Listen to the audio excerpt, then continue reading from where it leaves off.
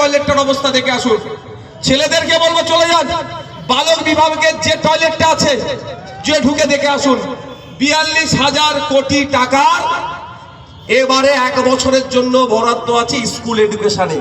আপনার আমার বাচ্চারা যে স্কুলে পড়বে সেখানে খোঁজ নিয়ে দেখুন, ডাস্টার নাই, চক নাই, টেবিল চেয়ার নাই, শিক্ষক নাই, কিন্তু 42,000 কোটি টাকা। 42,000 কোটি মানে বুঝতে পারছেন, বলতে যত সহজ আরামবাগের মানুষকে পুরো যদি গুনতে দেওয়া হয় মানে কয়েক বছর পেরিয়ে যাবে। 10 টাকা নোট যদি দিয়ে দেওয়া হয়, 10 টাকা নোট আর 42,000 কোটি টাকা, বুঝতে পেরেছেন যাচ্ছে কোথায়? যাচ্ছে কোথায়? আপনার বাচ্চাটা স্কুলে যাবে, প্রপার এডুকেশন যাতে পান, তার জন্য আপনি একটা শিক্ষামন্ত্রী তৈরি করলেন। ওই অপদার্থ ব্যর্থ শিক্ষামন্ত্রী আপনার বাচ্চাকে শিক্ষা দিয়ে তো দূরের কথা, শিক্ষা তো পাচ্ছে না। ওই বাচ্চাটা রোগ নিয়ে বাড়িতে আসছে, কারণ আপনার বাচ্চাটা যখন নোংরা টয়লেটে গিয়ে টয়লেট করছে না, ওই স্কুলের টয়লেট গুলো, ওখান থেকে রোগ নিয়ে বাড়িতে আসছে। তো এই সিস্টেম চেঞ্জ করতে হবে। আপনারাই শিক্ষামন্ত্রীকে 1.5 লক্ষ টাকা মাইনে দিয়ে রাখলেন, আর আপনার বাচ্চার হাতে শিক্ষা দেওয়া দূরের কথা, আপনার বাচ্চার শরীরে রোগ ঢুকে যাচ্ছে, কোনো তার হুঁশ করছে না। তাই আমাদেরকে আগামী দিন এগিয়ে আসতে হবে, নতুন শিক্ষামন্ত্রী তৈরি করতে হবে, স্কুলের শিক্ষার পরিবেশ ফিরিয়ে আনবে, শিক্ষার পরিকাঠামো ফিরিয়ে আনবে। সেই রকম আমাদেরকে মন্ত্রী আমরাই ভোট দিয়ে তৈরি করব। আমার কথা কি শুনতে খারাপ লাগছে নাকি? দেখুন, চোর ডাকাত কে আর নতুন বলতে লাগবে? বলতে লাগবে, সবাই জেনে গেছি চোর ডাকাতকে, কিন্তু আমাদেরকে সিস্টেমটা একটু জানতে হবে। আমি নওশাদ সিদ্দিকী, আমি এমএলএ হলো, আমার ক্ষমতা নাই আপনার স্কুলের ব্যবস্থাটা দুরবস্থা দূর করার, কিন্তু আপনারা ভোট দিয়ে একজনকে মাস গেলে 1.5 লাখ টাকা মাইনে দিচ্ছেন। শুধু তাই নয়, উনি যে গাড়িতে চড়ছেন আপনাদের ট্যাক্সের টাকার গাড়ি, তেল ফুরাচ্ছে আপনাদের ট্যাক্সের টাকাতে, হুটার বাজিয়ে রাজ্যে ঘুরছে, সব আপনাদের জন্য হচ্ছে। আবার সেই আপনার ছেলের ভবিষ্যৎটাকে ধ্বংস করছে। আমাদেরকে একটু ভাবতে হবে না? আমাদের এখানে যারা আছেন ম্যাক্সিমাম স্কুলগুলোতে গিয়ে দেখবেন, সোমবারে ট্রাই করবেন, সোমবার অবধি যেতে হবে না, আজকে যাবেন বাড়িতে, আপনাদের বাড়িতে যাবেন গিয়ে, এটা শহর তো একটু হয়তো আপডেট হতে পারে, বাড়িতে যাবেন যাদের সরকারি স্কুলে ছেলে মেয়েরা পড়ে, সরকারি স্কুলে যাদের ছেলে মেয়েরা পড়ে একদম ডাকবেন বাড়িতে। 3 4 বাচ্চা আছে, পেনটা তুলে দেবেন, খাতাটা দেবেন, অঙ্কের বইটা নেবেন, অনুশীলন 1। এখন 3 ছেলে 4 উঠলো তো, এবারে যেহেতু এখানে ভর্তি হতে শুরু হয়েছে, তো ওকে ক্লাস 3 অনুশীলন 1 অঙ্কটা করতে বলবেন। ছেলেকে ডাকবেন 5 6 এর বাচ্চাকে, পেনটা খাতাটা তুলে দিয়ে বলবেন, বাবু তোমার নাম, তোমার আব্বার নাম, তোমার মায়ের নাম, তোমার বাবার নাম, তোমার ঠিকানা, তুমি কোন ক্লাসে পড়ো, এতটুকু ইংলিশে লিখে দিতে বলবেন। ট্রাই করে দেখে নেবেন, গ্রাম্য এলাকায় 90% ফেল করবে, শহরে হয়তো 10% বেশি হতে পারে, 80% ফেল করবে। ক্ষতিটা কার ছেলের হচ্ছে? ব্রাত বসুর ছেলের হচ্ছে? হচ্ছে কার? আপনার ছেলের হচ্ছে। ব্রাত বসুকে আপনি মন্ত্রী বানালেন, আপনার ছেলের শিক্ষার ঠিকঠাক পাচ্ছে কি পাচ্ছে না দেখভাল করার জন্য। তাই ব্রাত বসু আপনার কাছ থেকে আপনার ট্যাক্সের টাকায় মাস গেলে 1.5 লক্ষ টাকা মাইনে পাচ্ছে, আপনি মাইনের ব্যবস্থা করে দিচ্ছেন মেহনত করে, যাতে ওনার 1.5 লক্ষ টাকা হয়। কিন্তু আপনার ছেলের শিক্ষার পরিকাঠামো কি আছে উনি দেখছেন না, বরঞ্চ ধ্বংস করে দিচ্ছে। এটা আমাদেরকে ভাবতে হবে, সিস্টেমটা চেঞ্জ করতে হবে, না হলে এই দুরবস্থা বাড়তে থাকবে। আর আমাদের আপনার বাড়ির ছেলেরা যাদের আর্থিকভাবে দুর্বল, প্রাইভেট স্কুলে আমরা পড়াতে পারি না, আমাদের ছেলেগুলো কি হবে? শিক্ষায় পিছিয়ে যাবে, ধ্বংস হবে। তাই বন্ধুগণ, আজকে আমাদের অধিকার সভা থেকে পয়েন্টস তো আছেই আছে, যে চর্চা হচ্ছে, কিন্তু এইগুলো আমি শহর বলে মনে হলো আমাকে একটু বলা দরকার। শুধু আমাদেরকে প্রশ্ন ভাগ করতে কেন চাইছে? যাতে আমরা যারা প্রশ্নটা আওয়াজটা বললি না হয়, আমরা এক জায়গায় দাঁড়িয়ে আওয়াজ শুনলে যতটা ইফেক্টিভ হবে, আমরা ধর্মের ভিত্তিতে ভাগ হয়ে গেলে আওয়াজ শুনলে অতটা ইম্প্যাক্ট করবে না, হাসবে। তাই আমাকে আপনাকে প্রশ্ন করতে হবে, রাম রহিমকে এক হতে হবে, যে ভাই ধর্মের ধ্বজা, তথাকথিত ধ্বজাধারী তোমরা আছো, রাখো তোমরা তথাকথিত ধর্মের ধর্মগুরু, তোমরা দাঁড়াও তোমার জায়গায়, তুমি যদি সত্যিকারের ধর্মকে নিয়ে ভাবো, হিন্দু হোক আর মুসলমান হোক, তোমাকে আওয়াজ তুলতে হবে ভাই স্কুলের টিচার কবে দেবে। তুমি সত্যিকারের যদি ধার্মিক হও, তোমাকে আওয়াজ তুলতে হবে এই শিক্ষিত বেকার যুবক যুবতীদের হাতে কবে কাজ দেবে। তুমি ধর্মের বাণী আমাকে শোনাতে আসছো, অবশ্যই আমি শুনবো, আমরা ধার্মিক, কোনো সমস্যা নাই। কিন্তু ধর্মের সাথে সাথে ওই তুমি আমাকে ধর্মের বাণী শোনাচ্ছ, আমার বাড়ির ছেলেটা উচ্চ শিক্ষায় শিক্ষিত হয়ে বসে আছে, আমার বাড়ির মেয়েটা উচ্চ শিক্ষায় শিক্ষিত হয়ে বসে আছে, সে ফতেমা হতে পারে, সীতা হতে পারে, 15 লক্ষ টাকা দেওয়ার মতো জায়গাই নাই বলে এর চাকরিটা চুরি হয়ে গেল। এটা কবে আটকাবে বলে? এটা একটা ধর্মের কাজ, এটা আপনাদেরকে আওয়াজ তুলতে হবে। আর না হলে এই শুভেন্দু অধিকারী, ফিরহাদ হাকিমের পাল্লাই পড়বেন, সিদ্দিকুল্লাহ চৌধুরীদের পাল্লাই পড়বেন। ও বেটারা নিজেদের গদি বাঁচানোর জন্য আপনাকে আমাকে কুরবানি আর বলি দিয়ে দেবে, ওর গদি বাঁচানোর জন্য। আচ্ছা, কিচ্ছু নয় ওদের। শুভেন্দু বাবু তো বলেন নাকি হিন্দু হিন্দু ভাই ভাই, আমি বিতর্কে যাবো না। তো শুভেন্দু বাবুর নাকি শুনেছি পেট্রোল পাম্প আছে, পেট্রোল পাম্পের সামনে কি লিখে দিয়েছে হিন্দু হিন্দু ভাই ভাই, মুসলমানের জন্য তেল বিক্রি নাই, লিখেছে? ব্যবসার জায়গায় সেকুলার, আর ভোট আমাকে নিতে হবে তখন। আচ্ছা, যদি হিন্দু হিন্দু ভাই ভাই করে থাকে, আমি একটা কথা বলি, আপনারাও তো প্রতিবাদ করেছেন, আরামবাগের মানুষও প্রতিবাদ করেছে, ভুলে জানলে নিশ্চিতভাবে, আমরা অন্তত ভুলিনি। আজকে আমাদের রক্তদান শিবির ছিল, আমাদের বাড়ির মেয়ে ছিলেন কে? তিলোত্তমা, কলকাতা আরজিকর হসপিটালের যিনি ডক্টর, তাকে খুন করা হলো। তো এই খুনের বিচার পাইয়ে দেওয়ার দায়িত্ব কাদের হাতে ছিল? কাদের হাতে? সিবিআইয়ের হাতে ছিল।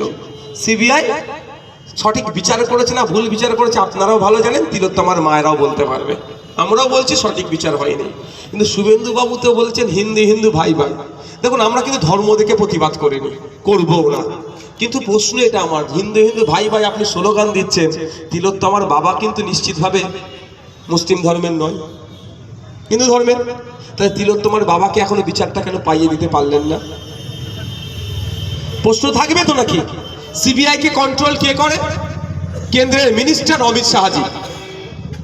তাহলে অমিত শাহজি যখন সিবিআই কে কন্ট্রোল করছে, কেন এখনো বিচার পাইয়ে দিল না?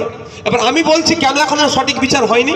একটা উদাহরণ দেবো, বাকি অন্য বিষয়ে আসবো। উদাহরণ চাই, সিবিআই তার শিয়ালদা কোর্টে যেটা জমা করেছেন পেপার, সেখানে উল্লেখ করছে যেই দিনকে তিলোত্তমাকে খুন করে ওই রাতে ওই করিডোরে 54 থেকে 55 জন যাতায়াত করেছিল, এটা উল্লেখ করেছে।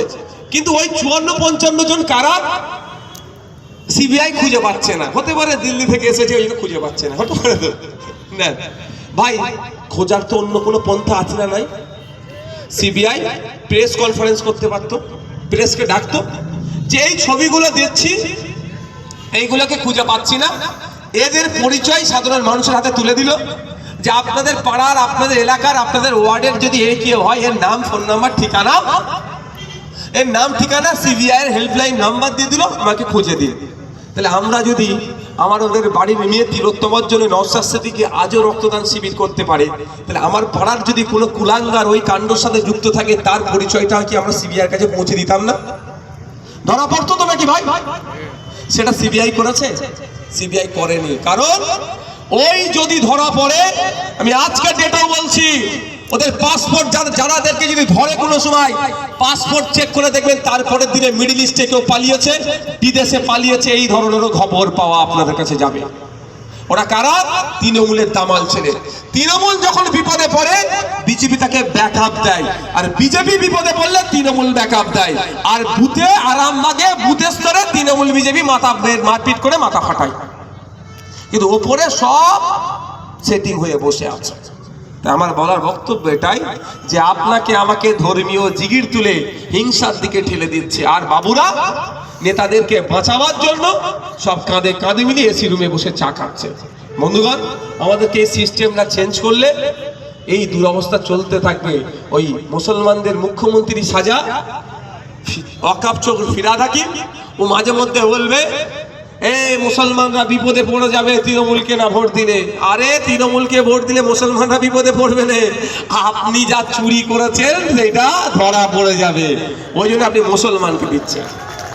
আর এখন এখন আমাদের হিন্দু ভাইদের রক্ষাকর্তা শুভেন্দু অধিকারী এখন হিন্দু ভাইদের মাসিয়া হয়ে উঠছে। উনি কি বলছে যে হিন্দুরা যদি না বিজেপিকে ভোট দাও তোমরা বিপদে পড়ে যাবে। আমি এখানে বলে যাচ্ছি আরামবাগ শহরে যদি হিন্দুরা ভোট দিকার নাই দিক শুভেন্দু অধিকারীকে যদি না ভোট দেয়, শুভেন্দু অধিকারীকে আগামী দিনে রাজনৈতিক সন্ন্যাস নিতে হবে। সেই জন্য আবার হিন্দু ভাইদেরকে সামনে আনার চেষ্টা করছে। তাই আমি হিন্দু মুসলমান নির্বিশেষে মানুষকে বলবো, আমার সোজা সাতটা প্রশ্ন ভাই। হসপিটালে ডক্টর নেই, আমি ডক্টর পাবো কি করে? তার জন্য আমাকে ভোট দিতে হবে। বিনামূল্যে ট্রিটমেন্ট আমি কি করে পাবো? বিনামূল্যে ট্রিটমেন্ট পাওয়া আমার সাংবিধানিক অধিকার, রাইটের মধ্যে পড়ছে। আমি কি করে পাবো তার বেসিসে আপনি ভোট দেন। আপনার বাড়ির বেকার ছেলেটার চাকরি কিভাবে হবে তার জন্য আপনি ভোট দেন। আপনার বাড়ির বাচ্চাটা স্কুলে গেলে তার শিক্ষার পরিবেশ নাই, ফিরিয়ে কিভাবে আনা হবে তার জন্য আপনি ভোট দেন। এই লক্ষ্য নেন সম্প্রীতির বাংলা, ঐক্যের বাংলায় যাতে মানুষ তার মাথা তুলে বাঁচতে পারে তার জন্য আপনি ভোট দেন। ধর্মের নামে যারা ভোট চাইবে তাদেরকে প্রত্যাখ্যান করুন, কারণ ধর্মের নামে ভোট চেয়ে মানুষের উপকার হয়নি, যারা ভোট চেয়েছে তাদের উপকার হয়েছে। 2014 সালের আগে হিন্দু খাতরে মে বলে ভোট চেয়েছে, অমিত শাহজির ছেলের বিজনেসে 14,000 গুণ বেড়ে গেছে। আর আপনি আমার বাম দিকে মিষ্টির দোকান আছে মা শারদামণি মিষ্টান্ন ভান্ডার, একবার আপনি জিজ্ঞাসা করুন 10 বছর আগে যা বিজনেস ছিল এখন বেড়েছে কি কমেছে জিজ্ঞাসা করে নেবেন। আমি চলে যাওয়ার পরেও জিজ্ঞাসা করবেন, দেখবেন পিছনে যাচ্ছে ব্যবসা। 2011 সালের আগে মমতা ব্যানার্জি বলেছিল মুসলমানরা বিপদে আছে, ভোট দাও, বিপদ থেকে উদ্ধার করব, শিক্ষা স্বাস্থ্য কর্মসংস্থানে মুসলমানদের এগিয়ে নিয়ে যাব। মুসলমানরা ভোট দিল, মুসলমান এগিয়ে যায় না, পিছিয়ে যাচ্ছে। কিন্তু দেখুন মমতা ব্যানার্জির ভাইপোর সম্পত্তি রকেটের গতিতে বেড়ে যাচ্ছে। একজনকে বিজেপিকে একজন হিন্দুকে বাঁচাতে এসেছিল, অন্যজন মুসলমানকে বাঁচাতে এসেছে। হিন্দুও বাঁচেনি, মুসলমানও বাঁচেনি, বেঁচে ওদের গদিগুলোকে ওরা আরো শক্তপোক্ত করেছে। বন্ধুগণ, আপনাকে আমাকে একটু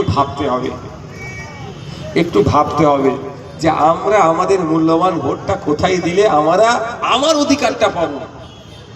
ভুল জায়গায় আমরা দেওয়ার প্রতিবারই আমরা ভুল জায়গায় করছি বলে, ভুল জায়গায় দিচ্ছি বলে আমরা আমাদের অধিকারটা ঠিকঠাক পাচ্ছি না। দেখ বন্ধুগণ, আমাকে এখানে 2-4টে বিষয় দিয়েছে, একটু লিখে দিয়েছে এই বিষয় যদি একটু চর্চা করার জন্য। আমি আর 2-5 মিনিট বক্তব্য দেবো, কারো অসুবিধা আছে? 2-5 মিনিট বক্তব্য দেবো। কালকে আমার ভাঙড়ে একটা রক্তদান শিবির আছে, ভাঙড়ে আমাকে যেতে হবে। খানাকুল মাস্টার প্ল্যান, এটা আমি এসে সর্বপ্রথম এখানে আওয়াজ তুলেছি। ফি বছর খানাকুলে বৃষ্টি হলেই হোক আর নাই হোক ডুবে যায়। তো এটা চলতে থাকবে, এইটা থেকে পরিত্রাণ পাওয়ার কি জায়গা নাই? এত কিছু হচ্ছে, খেলা মেলা করে হাজার হাজার কোটি টাকা নষ্ট করে দিচ্ছে। মাস্টার প্ল্যান তৈরি করা যায় না। আমি খানাকুলের মানুষকে বলেছি যে আপনারা একবার ভোটটাকে বয়কট করুন, আইসবকেও দিতে লাগবে না। আপনারা একবার ভোটটাকে বয়কট করুন, খানাকুলের প্রত্যেকটা মানুষ, যে এবার নির্বাচনে আমরা অংশগ্রহণ করব না, আমাদের মাস্টার প্ল্যান করতে হবে, তারপরেই আমরা অংশগ্রহণ করব। এত কিছু হচ্ছে, শহরে কিছু হলে তড়িঘড়ি কাজ হয়ে যায়। এটা গ্রাম বলে, মফস্বল এলাকা বলে, শহর থেকে এত দূরে বলে এখানকার মানুষ ক্ষতিগ্রস্ত হচ্ছে, কোনো হেলদোল নেই সরকারের। তাই আপনাদের বলবো, যারা আপনাদের আত্মীয় স্বজন অনেক খানাকুলে আছে তাদেরকেও বলুন যে একবার আপনারা ভোটটা বয়কট করুন। কাউকে ভোট দেবো না, আইএসএফকে দেওয়ারও দরকার নাই। টোটাল খানাকুল বিধানসভার মানুষ ভোট দেবে না যতক্ষণ না পর্যন্ত মাস্টার প্ল্যান নিয়ে রাজ্য সরকার শুধু ঘোষণা নয়, অর্থ বরাদ্দ করে দিতে হবে। কারণ এরা এত বড় অসত্য কথা বলে, সকালে এক বলে সন্ধ্যায় এক হয়, সকালে এক বলবে সন্ধ্যেবেলা আলাদা হবে। তো এদের কথা একদম ভরসা করবেন না।